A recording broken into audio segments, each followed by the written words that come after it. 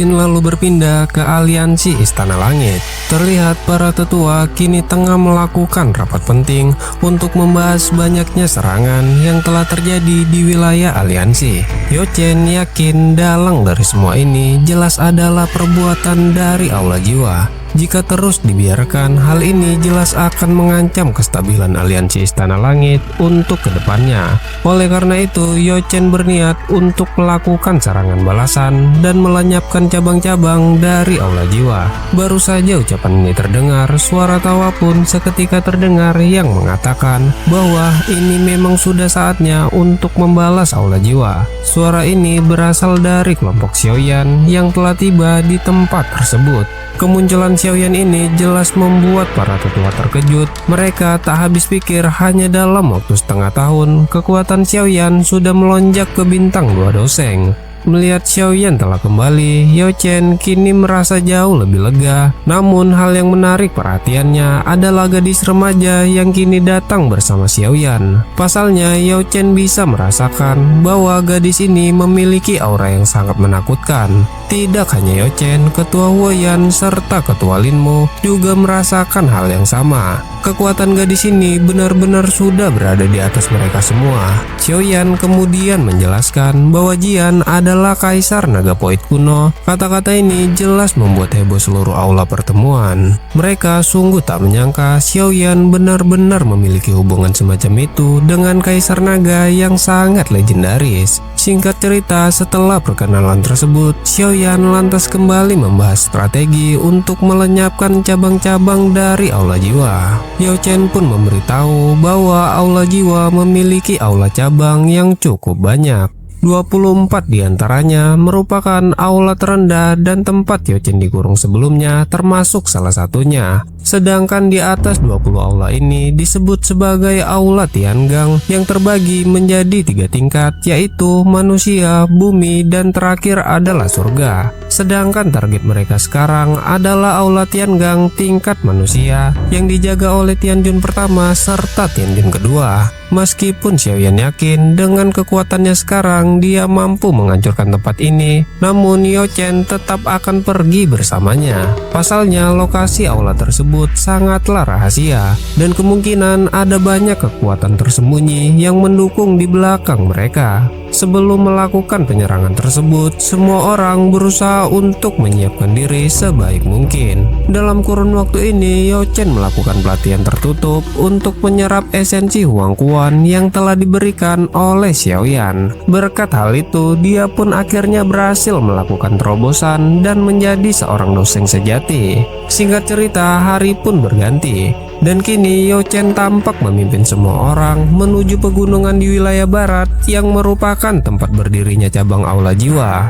Begitu sampai di tempat tersebut, Xiaoyan sontak menunjukkan diri secara terang-terangan dan langsung mengaktifkan barrier di langit untuk mengunci seluruh area. Keributan yang terjadi di depan aula Tiangang secara alami membuat Guyao segera keluar untuk melihat situasi tersebut. Tidak hanya Guyao, musuh bebuyutan Yo-Chen yang selalu selamat dalam pertempuran sebelumnya, yaitu Mugu, juga muncul di luar aula. Begitu sampai, wajah Mugu benar-benar dipenuhi keterkejutan serta rasa takut yang luar biasa. Dia sungguh tak percaya kultivasi Xiaoyan kini sudah berada jauh di atasnya, bahkan telah mencapai ranah doseng bintang 2. Xiaoyan pun tersenyum dingin dan memerintahkan Mugu untuk menyerahkan api hati laut kepadanya. Tidak perlu menunggu jawaban, Xiaoyan pun seketika menghilang dan langsung menyekram Mugu hingga tak berkutik. Di situ Guyao mencoba menghentikan Xiaoyan yang tengah menarik paksa api surgawi hati laut dari tubuh Mugu.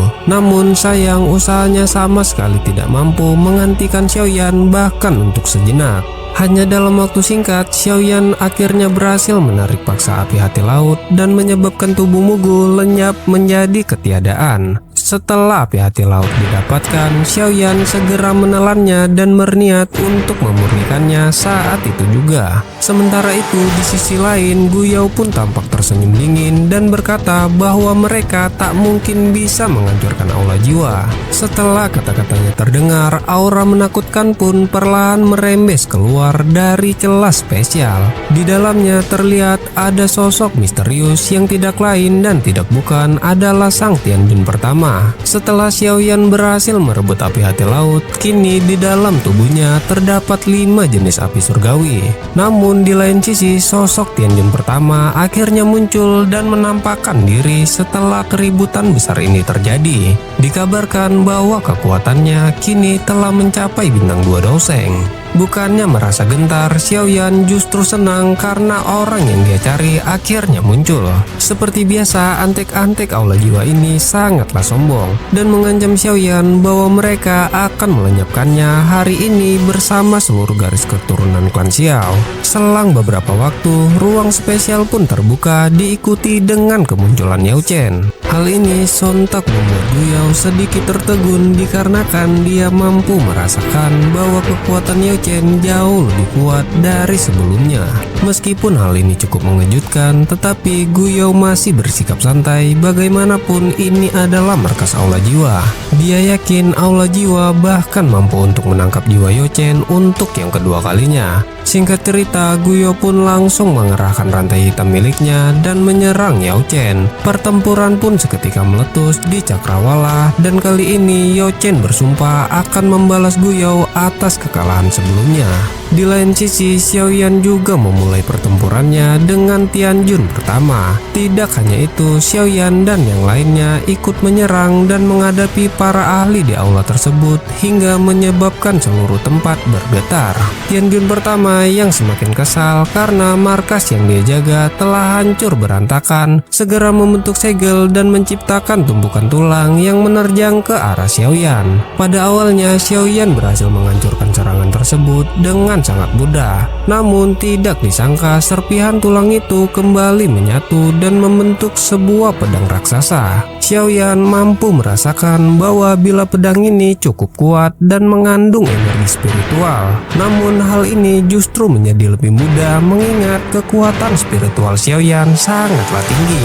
Seperti yang diharapkan, hanya dengan satu pukulan spiritual, Xiaoyan berhasil menghancurkan bila pedang tersebut. Setelah melihat secara langsung kekuatan spiritual Xiaoyan yang sangat besar, Tianjun pertama segera menyalurkan energi miliknya dan kembali menebaskan pedang tulang di hadapan Xiaoyan. Berbeda dengan sebelumnya, Xiaoyan merasakan ada sesuatu yang sangat aneh dengan pedang tersebut. Meskipun begitu, Xiaoyan masih berhasil memblokirnya hingga menyebabkan benturan keras untuk yang kesekian kalinya. Tidak berhenti sampai di situ, Tianjun pertama kembali melepaskan tebasan beruntun dengan energi spiritual miliknya, membuat Xiaoyan perlahan tersenyum dingin. Setelah mendapatkan 5 api surgawi, Xiaoyan sontak mengaktifkan teknik 5 cincin api untuk melihat kekuatan sejati dari teknik pemberian Tianwu tersebut. Dalam sekejap, 5 roh api segera muncul sebelum akhirnya bergabung dan membentuk sebuah cincin api raksasa. Begitu kedua serangan tersebut bertabrakan, gelombang Daoqi segera melonjak dan menyebabkan kedua belah pihak terhempas mundur.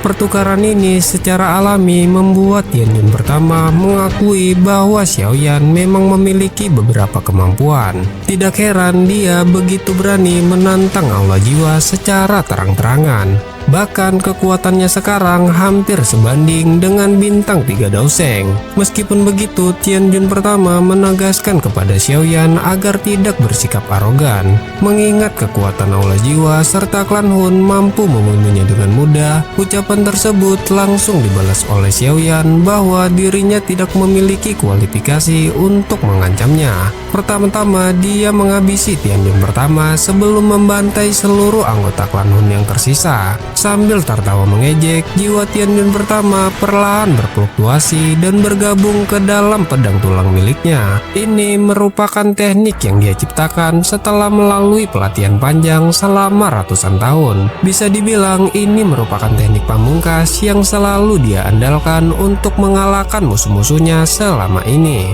Dalam sekejap, sebuah tebasan tampak membelah langit dan menerjang lurus ke arah Xiaoyan. Berbeda dengan sebelumnya, Xiaoyan memilih untuk menghindari serangan tersebut. Namun di situ bayangan pedang yang tak terhitung jumlahnya seketika muncul dari segala arah dan memaksa Xiaoyan mengaktifkan teknik 6 penguasa untuk bertahan. Dalam waktu singkat, pertahanan Xiaoyan berhasil dihancurkan, bahkan sampai memberikan beberapa cedera di bahu Xiaoyan. Hal ini menunjukkan bahwa teknik penggabungan jiwa pedang tersebut sangatlah kuat dan tidak bisa dianggap remeh. Tampaknya setelah ini Xiaoyan harus menghadapinya dengan serius. Dalam sekejap, Xiaoyan pun segera mengaktifkan tubuh kaca King Kong yang dikombinasikan dengan teknik amarah Huang Quan. Belum sempat Tianjun pertama bereaksi, gelombang spiritual Huang Quan dengan cepat menyebar ke segala arah. Serangan ini pun berhasil memberikan cedera fatal, bahkan menyebabkan Tianjun pertama memuntahkan darah. Di situ Xiaoyan sama sekali tidak memberikan waktu bernapas dan langsung melancarkan serangan susulan, yaitu jari Huang Quan serta telapak tangan Huang Quan. Dua serangan telak ini secara langsung membuat tubuh Tianjun pertama menghantam tanah dengan begitu keras, layaknya sebuah meteor yang menciptakan lubang berukuran ratusan kaki. Pada saat ini kondisi Tianjun pertama benar-benar sangatlah menyedihkan. Namun tepat sebelum Xiaoyan melancarkan serangan penghabisan, aura menakutkan yang cukup familiar perlahan muncul dari celah spesial.